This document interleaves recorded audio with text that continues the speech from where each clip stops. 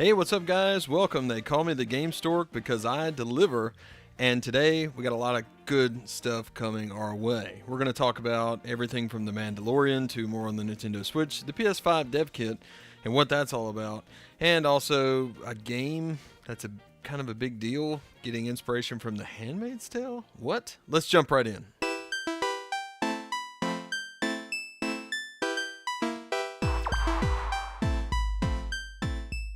So first and foremost, I've seen some of you guys talking about how you believe that the new Nintendo Switch is going to be a console only that you can't take on the go, which I understand where maybe you would think that this would be a good thing, but it would kind of undo the whole premise of the Nintendo Switch. At least the Nintendo Switch Lite is something that you can't take with you, whereas if it were a console only, I don't see Nintendo doing this. Back in the day, it's been like a year and a half ago, we saw different blueprints and stuff like that that were laid out of more powerful docks for this console, so I could see Nintendo going that way. But ultimately, considering their new deal for this new screen and also the new chips that would work in a mobile device that they have put forth, you know what? This information kind of tells me that the new console is going to be portable as well. And my only hope, as far as like this keeping up with the PS5 and also the new Xbox, is that there is a more powerful dock that will help boost performance.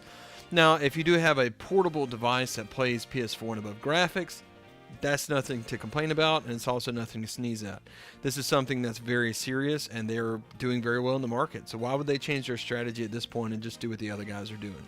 Nintendo has never done that, so don't expect it. Next up, we're talking about a show that I can't wait to see, and I'm super, excited is an understatement. Oh my gosh. Disney Plus, when I first heard about it, I was like, whatever, who cares? But the second they talked about The Mandalorian, I was 150% in. This is a show that I think about when I start to go to sleep every night.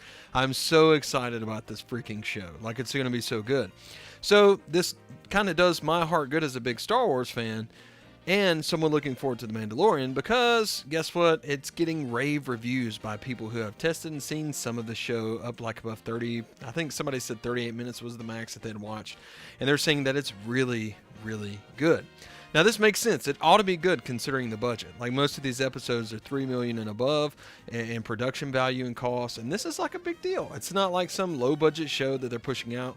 This is legit canon Star Wars goodness that's actually, highly invested in by Disney, and it's something that we as, the consumer and someone who obviously like me is going to get Disney Plus, we're going to get our money's worth just by watching this show. That's not to mention all the other, things that they're going to put out in original shows.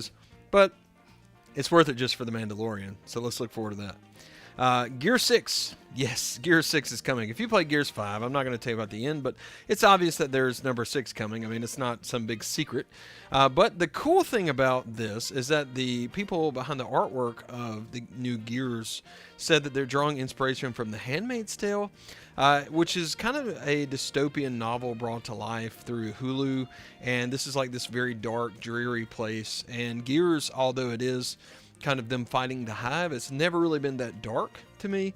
So I'm really excited to see where they go with this. How dark and dystopian could they make this next game? And I think it would fit perfectly considering the story. I'm looking forward to seeing more about this, and hopefully they'll put out some artwork. Who knows? So lastly, we're going to talk a little bit about that PS5 Dev Kit that we see. Now obviously this is not the real system. It cannot be the real system. There is no way that this is the real system, and it's just the Dev Kit. But I have put together this little skit, perhaps you could call it an infomercial, about why you might want this thing. Let's go. Hello, friend.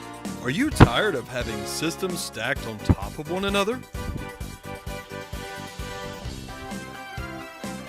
Do you struggle with eating breakfast on top of your stack of consoles?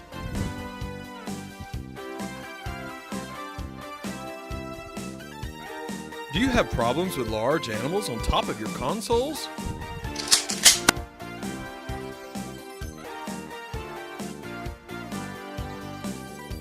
With the all-new super weird U-ish design, not even the largest animals can get on for a ride.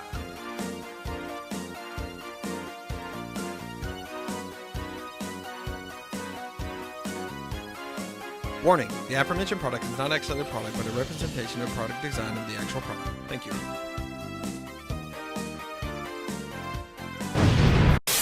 So, as you can see, the shape is perfect for not stacking, right?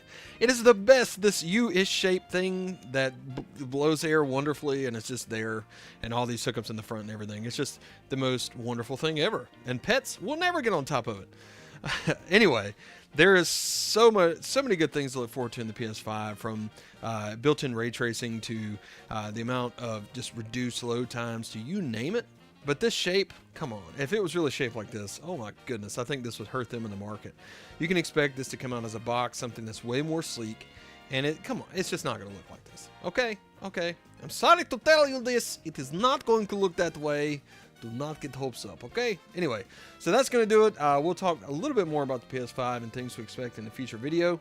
Thanks very much for watching. Be sure to like and subscribe below. That will definitely help the channel. I certainly appreciate you guys, and we'll see you next time. Remember, they call me the Gamestork because I deliver. Gamestork, delivering news, reviews, and playthroughs like a newborn baby.